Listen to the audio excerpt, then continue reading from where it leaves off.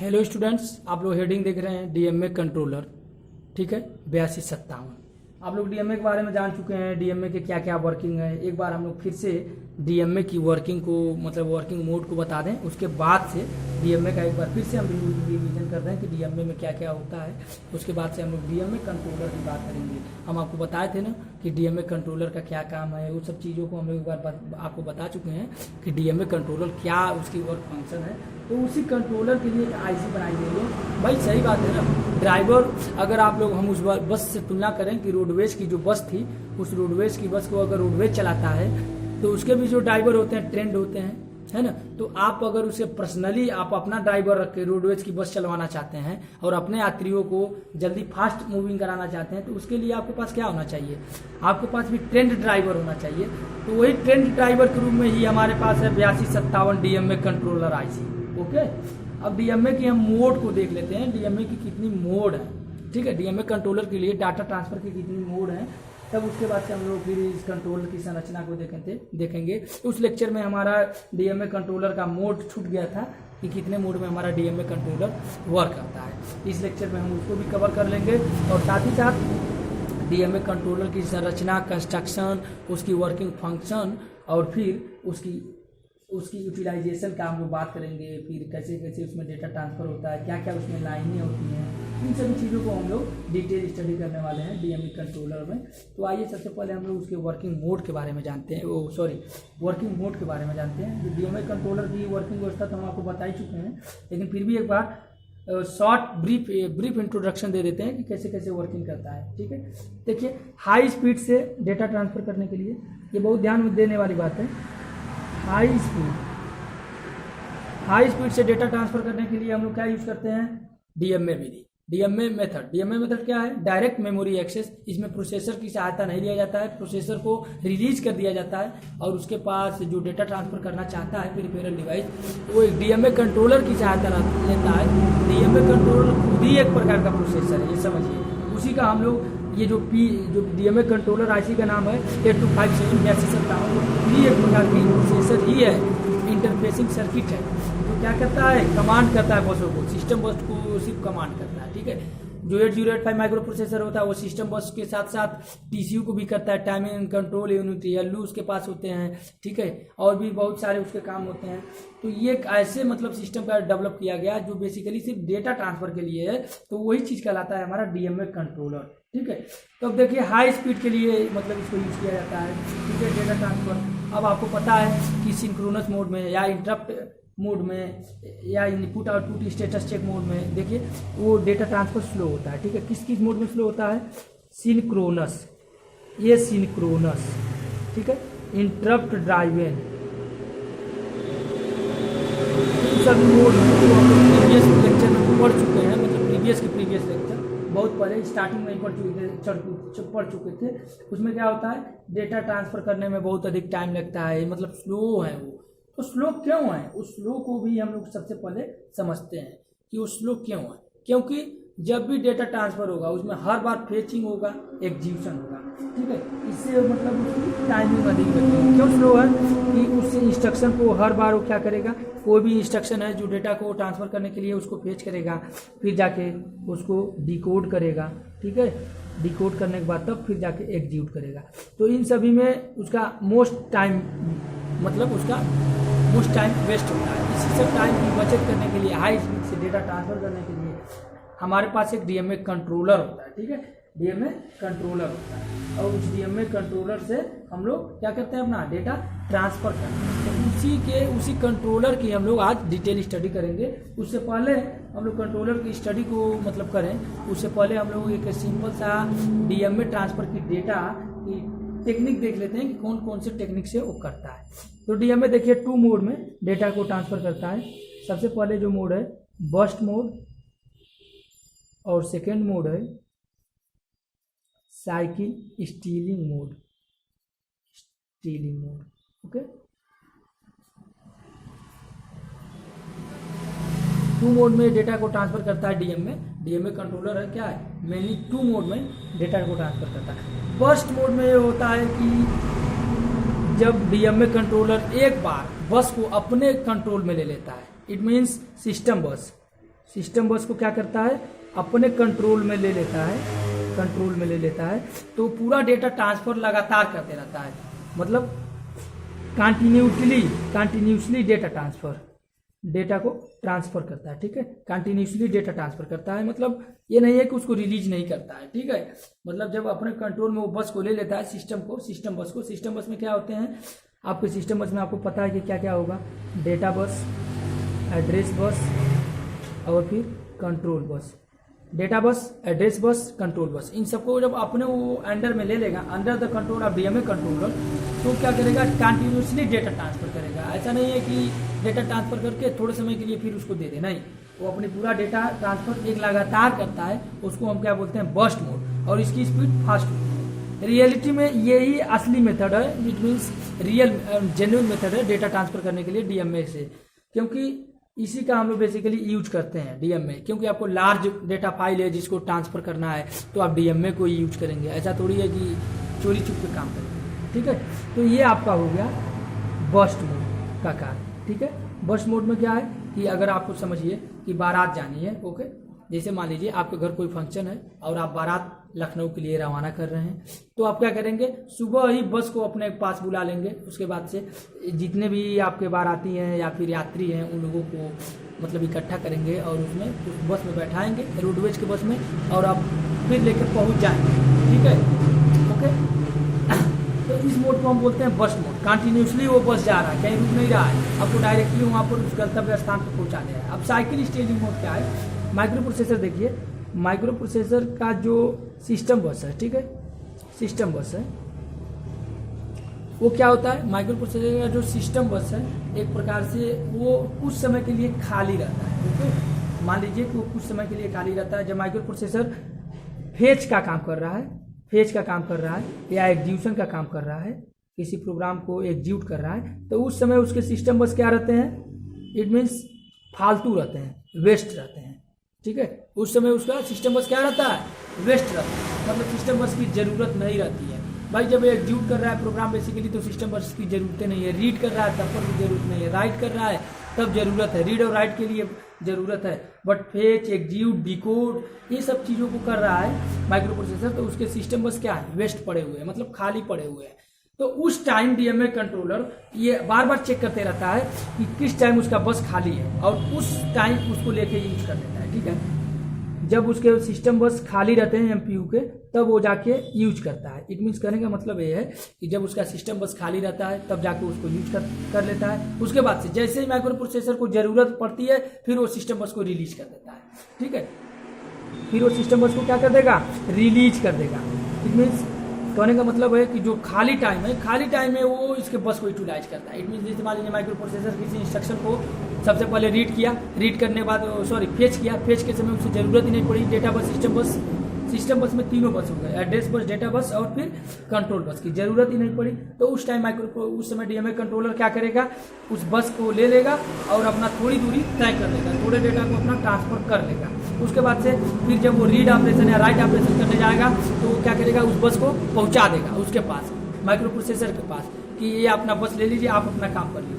फिर micro processor कुछ समय बाद दूसरा इंस्ट्रक्शन को फेच करेगा, डिकोड करेगा, तो उसका बस खाली रहेगा, तो फिर ये ले लेगा और वहीं से डेटा ट्रांसफर करना स्टार्ट कर देगा। ठीक है, डीएमए कंट्रोलर जहां तक डेटा ट्रांसफर किया था उसके बाद से डेटा ट्रांसफर करना स्टार्ट कर देगा। तो इसको हम बोलते हैं साइकिल स्टीलिंग, मतलब साइकिल को चोरी कर करके काम कर रहा है। इसको हम क्या बोलेंगे, साइकिल स्टीलिंग। ठीक है, इसको हम क्या बोलेंगे, साइकिल स्टीलिंग। ठीक है, इसको हम क्या बोलेंगे, साइकिल स्टीलिंग। ओके, तो अब देखिए हम लोग इसको जनरल बिहेवियर से समझते हैं कि जैसे मान लीजिए आपको बारात कहीं दूर ले जानी है, ठीक है, और ये समझिए कि रोडवेज की आपने बस बुक कर लिए हैं, तो उसमें बुक किए थे तो आप पहले सुबह 10 बजे बुला लिए थे, आपको डायरेक्टली ले जाना है, रोडवेज का कोई इंटरफेयर नहीं करना है। लेकिन इसमें क्या होगा, अगर रोडवेज नहीं मान रहा है, अगर रोडवेज को बहुत ज़रूरत है, तो रोडवेज का जो लंच टाइम है या रेस्ट टाइम है, मान लीजिए रोडवेज की बसें 10 से 12 बजे तक चली हैं, ठीक है, उसके बाद से रोडवेज की बसें फिर बस्ती में वो लेंगी आपको वापस। लखनऊ तक मान लीजिए आपको यात्रा करना है गोरखपुर से, तो बस्ती में फिर उसे चाहिए 2 बजे उसकी बसें। तो आप क्या करेंगे, 10 से 12 बजे जो लंच टाइम है उस टाइम आप अपना बस यात्री को लेके बस्ती पहुंच जाएंगे और फिर 12 बजे उसको वापस कर देंगे बस्ती। फिर वो बस्ती लौट के रेस्ट आएगी 3 बजे, तो 3 बजे आप फिर बस ले लेंगे बस्ती है, बस्ती से लखनऊ चले जाएंगे। इट मीन्स कहने का मतलब है जब जब उसका रोडवेज की बसेस का जब जब रेस्ट टाइम है, लंच टाइम है, ब्रेक टाइम है, उसी ब्रेक टाइम में आप अपने बाराती को लेके जा रहे हैं। इट मीन्स लखनऊ अपने गंतव्य स्थान पे। तो ये क्या बोला जाएगा, स्टीलिंग मोड ऑफ ऑपरेशन। ये क्या है, cycle stealing mode of operation DMA controller. It means इसमें बस को चुरा चुरा के आपको लेके जा रहे हैं, जब उसको टाइम मिला है तब आप उसको लेके यूटिलाइज कर रहे हैं, जब उसको जरूरत पड़ रही है तब आप उसको वापस कर दे रहे हैं। तो ये क्या है आपका बेसिकली साइकिल स्टीलिंग मोड है, ठीक है ना। तो ये आपका बेसिकली एनालॉजी हो गई, 2 मोड्स हैं। अब देखिए इस 2 मोड्स में क्या क्या प्रॉब्लम हो सकती है, इनके क्या क्या एडवांटेज हैं, डिसएडवांटेज हैं। देखिए सबसे पहले हम लोग इसके एडवांटेज और डिसएडवांटेज की बात करेंगे। बस्ट मोड में क्या होता है, डेटा का सेफ्टी रहता है, data safety, packet arrival on time, जिस टाइम पे आपको पैकेट चाहिए उस टाइम पे पैकेट पहुंच जाता है। जब लगातार आप डेटा ट्रांसफर कर रहे हैं तो डेटा अराइवल रहता है, मतलब डेटा की सेफ्टी रहती है, डेटा कोई बीच में चुरा नहीं सकता, छीन नहीं सकता, कोई गड़बड़ी नहीं हो सकती डेटा में। कहने का मतलब ये हुआ सिंपल वर्ड में, जैसे मान लीजिए आप डायरेक्टली जा रहे हैं तो भाई अब बीच में बस से आप सीधे लखनऊ बस में रुकेगी तो उसमें से यात्री थोड़ी गायब होंगे, यात्री थोड़ी भूला भटक जाएंगे। तो ये सब चीज़ें आप हो गई डेटा सेफ्टी में। ओके, अब डेटा का आपका अराइवल ऑन टाइम, ये तो आपको भी पता है कि जब डायरेक्ट जाएंगे कंटिन्यूटी मोशन करेंगे, कंटिन्यूटी इक्वेशन आप लोग पढ़े ही हैं। तो डायरेक्टली क्या है, कंटिन्यूटी इक्वेशन आप जानते ही हैं क्या है, A B equal to constant. It means area under the pipe and the velocity of the pipe, velocity of the constant liquid. तो ये सब इन दोनों का मल्टीपल क्या होता है, कांस्टेंट रहता है। इट मीन्स कहने का मतलब है कि जो पाइप है उस पाइप से डायरेक्टली करे मतलब फ्लो होता रहता है, तो टाइम पे ही तो पहुंचेगा data arrival on time. Data की एक्यूरेसी भी रहती है, ठीक है, मतलब डेटा में कोई प्रॉब्लम नहीं होता है। ये नहीं कि डेटा में कोई गड़बड़ी हो गया, चाहे डेटा में मिस फॉल्ट हो गया, फॉल्ट भी नहीं होगा इसमें, क्या होगा। लेकिन EMPU जो माइक्रो प्रोसेसर है उसको फुल यूटिलाइज नहीं किया जा सकता इस मोड में। Full utilised not allowed. भाई जब आप उसका बस ही छीन लेंगे तो वो फिर कहाँ से और काम करेगा, वो इंतजार करता रहेगा। मान लीजिए वो फेच और रीड ऑपरेशन कर लिया, उस टाइम आप उसका बस ले लिए, वो आप अपने कंट्रोल में, तो उसके बाद उसकी सारी साइकिल रुकी रहेगी, ठीक है। तो इसमें EMPU को फुल यूटिलाइज नहीं कर सकते, ठीक है। तो ये आपका है इसके डिसएडवांटेज और एडवांटेज। अब इसको आ जाते हैं हम लोग स्टीलिंग मोड में। क्या होता है कि डेटा की सेफ्टी नहीं रहती है, डेटा की सेफ्टी नहीं रहती है, बार बार आपको मतलब डेटा को रिकोनाइजेशन करना पड़ता है, ठीक है। बार बार आप डेटा को रिकोनाइजेशन करेंगे। इट मीन्स डेटा को रिकोनाइजेशन करेंगे कहने का मतलब क्या है कि जैसे मान लीजिए आपका जो किराए पे जो बस लिए हैं रोडवेज का और लंच टाइम में चला रहे हैं, तो बस्ती आपको ले जाकर उसको ठहराना पड़ेगा और उनको सबका नॉमिनेटेड एक रूम देना पड़ेगा, उनको रिकोनाइजेशन करना पड़ेगा कि कुछ लोग बस्ती में ही तो हैं, इधर उधर तो नहीं भटक गए, इधर उधर तो नहीं चले गए। तो डेटा की रिकोनाइजेशन में प्रॉब्लम क्रिएट होती है, सेफ्टी में भी प्रॉब्लम होती है, और साथ ही साथ में बार बार ये इस मोड में क्या करना पड़ता है कि जहाँ तक डेटा ट्रांसफर हो चुका है, समझिए इसमें क्या है, डेटा के ट्रांसफर की मेथड्स हैं। तो जहाँ तक ट्रांसफर हो चुका है उस डेटा को, जैसे अभी तो हम बस का उदाहरण लिए ना, तो बस का उदाहरण में हम कई बार ये एज्यूम कर लिए कि पूरे लोग जा रहे हैं, लेकिन ये सपोज कीजिए आपके पास 1000 यात्री हैं, 1000 बाराती हैं, उनको लेके जाना है, तो एक ही बस है और वो भी लंच टाइम में चल रही है, लंच ब्रेक टाइम में चल रही है। तो आप क्या करेंगे, याद रखेंगे कि 100 लोग चले गए हैं बस्ती, नेक्स्ट 100 लोग और उधर चले गए हैं, नेक्स्ट 100 लोग और उधर चले गए हैं, ठीक है। और आप ऐसे समझ सकते हैं, एक हम अच्छे से एग्जाम्पल आपको देना चाह रहे हैं। अब मान लीजिए कि आपके पास 1000 टोटल यात्री हैं और आपके पास टोटल 5 बसेस हैं और जो साइकिल स्टीयरिंग मोड में चल रहे हैं, और उन बसों का लंच टाइम, ब्रेक टाइम, ये सभी मिला के 3 बार उनका लंच टाइम, ब्रेक टाइम और रेस्ट टाइम हो रहा है। एक बार 10 से 12 हो रहा है, दूसरे बार 4 से 5 हो रहा है, और तीसरे बार हो रहा है 7 से 8, ठीक है। तो अब इस टाइमिंग में आप अपना डेटा ट्रांसफर कर रहे हैं, तो कुछ लोगों को बस्ती रखे रहेंगे, कुछ लोगों को फैजाबाद, कुछ लोगों को बाराबंकी, कुछ लोगों को लखनऊ, है ना। तो उन सबका एक एक मतलब ठिकाना रखे रहेंगे। ये बस जाएगी तो बस्ती वाले को उठा के लेके चली जाएगी फैजाबाद, तो वो उधर से वापस आएगी फैजाबाद वाली, तो वो उधर से उठा के लेके चली जाएगी, है ना। ऐसे आपको बहुत अधिक मतलब कंट्रोलिंग रखना पड़ता है। जब 2 काम आप एक साथ पैरेलली कर रहे हैं, मतलब मिलजुल के, तो प्रॉब्लम तो क्रिएट ही होगी ना। तो ये इसको हम क्या बोलेंगे, साइकिल स्टीयरिंग मोड। तो इसमें देखिए डेटा सेफ्टी नहीं रहता है। दूसरी चीज डेटा का रिकॉग्नाइजेशन नहीं हो पाता है, फिर आपको बार बार स्टैक पॉइंटर यूज करना पड़ता है, पीसी की वैल्यू बार बार एज्यूम करनी पड़ती है, पीसी की अलग अधिक रैम एरिया रखता है, जो डेटा पहुंच चुका है उसके बाद से जो डेटा पहुंचना है उसकी वैल्यू को हम बार बार स्टैक पे स्टोर करते हैं, फिर जब स्टोर कर लेते हैं तो फिर से उसे रीट्राइप करते हैं जब बस आता है, तो जब बस खाली हो जाता है, तो ये सब चीज़ें इसमें प्रॉब्लम क्रिएट होती है। आप दैनिक जीवन से समझ के इसका एडवांटेज और डिसएडवांटेज लिख सकते हैं। दूसरी चीज़ क्या है, ये इसके दोनों डिसएडवांटेज हो गए। एडवांटेज क्या हो गए, ये एमपीयू को आप फुल मोड में यूटिलाइज कर सकते हैं, फुल मोड में यूटिलाइज कर लेते हैं, ठीक है। जो हमारे पास माइक्रो प्रोसेसर यूनिट है एमपीयू, उसको हम पूरी तरह से यूटिलाइज कर लेते हैं, इसमें कोई दिक्कत नहीं होती है। क्योंकि जब उसे ज़रूरत है बस मिल जा रहा है, तो उसको दिक्कत क्या है, और आपका ये भी काम हो रहा है। थोड़े आपको प्रॉब्लम है कि बिग डेटा को ट्रांसफर करने के लिए इसमें क्या होती है, एक्यूरेसी इसमें थोड़े लो होती है, पुअर एक्यूरेसी हो जाती है, क्योंकि डेटा कुछ छूट भी जाते हैं, कुछ प्रॉब्लम भी क्रिएट हो जाते हैं। तो ये सब क्या है, इसके एडवांटेज डिसएडवांटेज हो गए। आई होप कि आप लोग समझ गए होंगे कि क्या एडवांटेज है क्या डिसएडवांटेज है। आप लोग इसको एक टेबल के तौर पे आप लोग फॉर्म करके बना लें कि बस्ट मोड में क्या क्या एडवांटेज है, कैसे कैसे उसकी वर्किंग फंक्शन है, और स्टीलिंग मोड में कैसे कैसे वर्किंग फंक्शन है, क्या क्या एडवांटेज है क्या क्या डिसएडवांटेज है, ठीक है। अब ये आपके दो मोड हो गए 8257 डीएमए कंट्रोलर का, ठीक है। अब इसमें क्या होगा, इन दोनों मोडों को हम लोग समझ चुके हैं। अब इस दोनों मोड में क्या क्या वर्किंग फंक्शन है आप ये भी जान चुके हैं, इनके एडवांटेज क्या है डिसएडवांटेज क्या है, ठीक है। अब हम लोग आगे देखते हैं कि डीएमए कंट्रोलर की संरचना क्या है, ठीक है। और उस संरचना के बाद हम लोग डीएमए कंट्रोलर की बात करेंगे, ओके। तो आइए हम लोग देखते हैं कि डीएमए कंट्रोलर की संरचना क्या है। अब आइए हम लोग देखते हैं कि डीएमए कंट्रोलर का स्ट्रक्चर आप डीएमए कंट्रोलर, ये देखिए जो भी पहले आईसी बनती थी वो 40 पिन, क्योंकि ये एक फैशन सा चला हो गया था। 8085 जब आईसी 40 पिन की बन गई डीआईपी डुअल इनलाइन पैकेज के रूप में, तो एक फैशन सा हो गया कि सभी लोग 40 पिन का ही आईसी बनाए, मतलब सभी जो भी कंपनियाँ मतलब 40 पिन दे के आईसी बनाने लगी। तो ये डीएमए कंट्रोलर भी 40 पिन, अभी आप पिछले बार जो पढ़े 8255 वो भी आईसी 40 पिन का ही है। फिर 8155 और 8156 उसका कॉम्प्लीमेंट फार्म जो आया था वो भी मतलब आपका क्या है 40 पिन की डीआईपी। तो ये आपका 40 पिन का डीआईपी करके। अब डीएमए जो कंट्रोलर है उसमें 4 चैनल होते हैं, उसी 4 चैनल से डेटा ट्रांसफर होते हैं, ठीक है। उस 4 चैनल से डेटा ट्रांसफर होते हैं। 4 चैनल होते हैं, channel A, channel B, channel C, channel D, या कुछ भी लिख सकते हैं आप, channel A not, channel B not, channel C not, channel D not.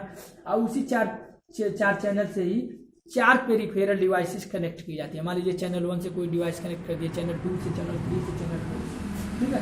तो आइए पहले हम लोग आईसी के बारे में देख लेते हैं, आईसी का जनरल आर्किटेक्चर देख लेते हैं कि हमारे पास जो आईसी है उसकी जनरल आर्किटेक्चर क्या है, ओके।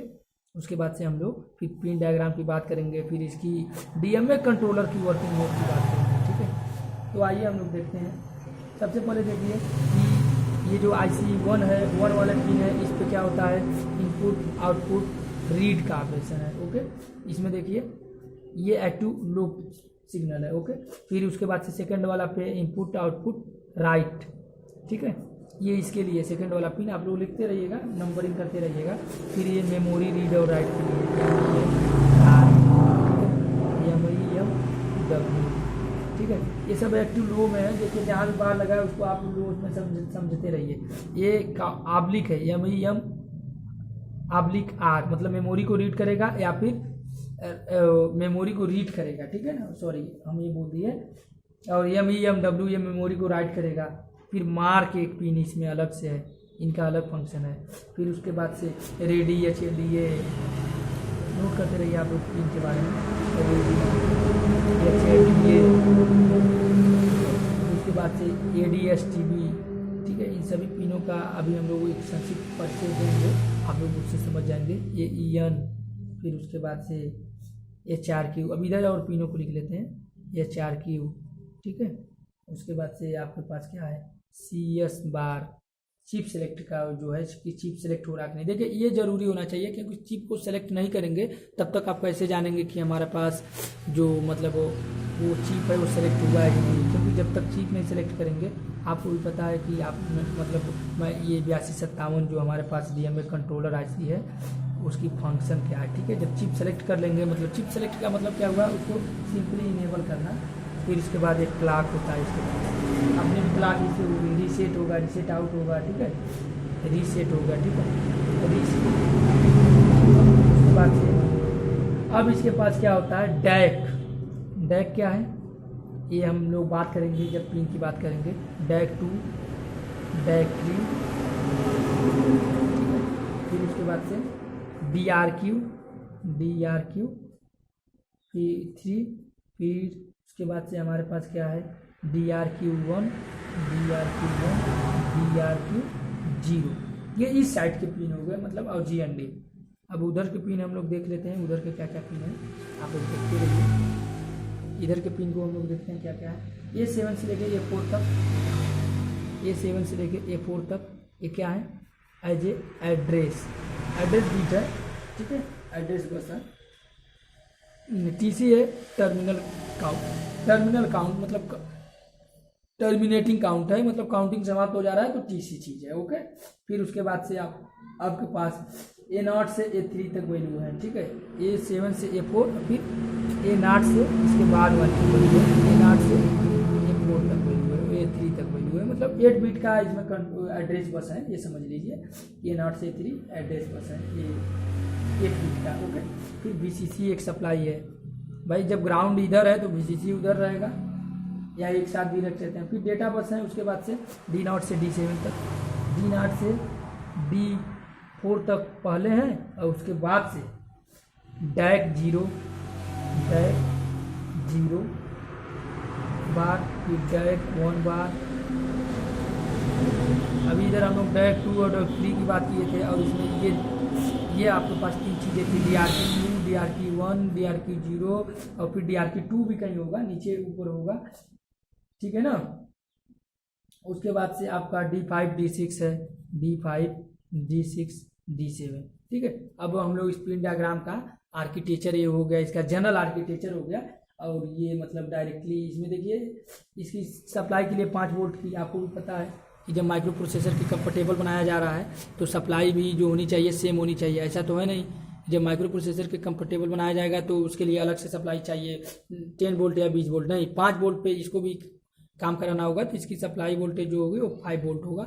और फिर उसके बाद से इसमें क्या क्या ऑपरेशन बेसिकली हो सकते हैं, 3 ऑपरेशन हो सकते हैं डिवाइस से डाटा ट्रांसफर के लिए, रीड राइट और वेरीफाई ऑपरेशन होता है।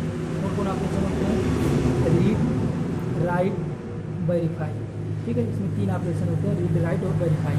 डिवाइस से डेटा ट्रांसफर करने के लिए क्या क्या ऑपरेशन होते हैं, रीड राइट और फिर वेरीफाई। ये इसके बेसिकली 3 ऑपरेशन हो गए। उसके बाद से हमारे पास और इसी 3 ऑपरेशन की सहायता से डाटा को मेमोरी से सीधे इनपुट आउटपुट में, या इनपुट आउटपुट से सीधे मेमोरी में ट्रांसफर कर दिया जाता है, इन्हीं 3 ऑपरेशन की सहायता से, रीड राइट और वेरीफाई से। तो वेरीफाई क्यों लगाया जाता है कि वेरीफाई तो कर ले, पहले डाटा किसको दिया जा रहा है, उसकी मतलब ज़रूरत है कि नहीं, ऐसा तो है नहीं कि किसी को दे दिया जाए।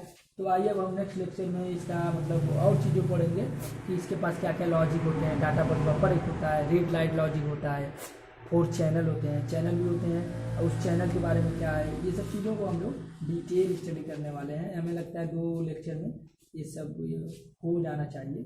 मैं सोच रहा हूँ कि ये मतलब एक सिंपल ही वर्ड में आप लोगों को समझाने की कोशिश करें कि मतलब ये DMA कंट्रोलर का क्या काम है और कैसे कैसे वर्क करता है, ठीक है। आई होप कि आप लोगों को समझ में आ गया होगा। Thank you.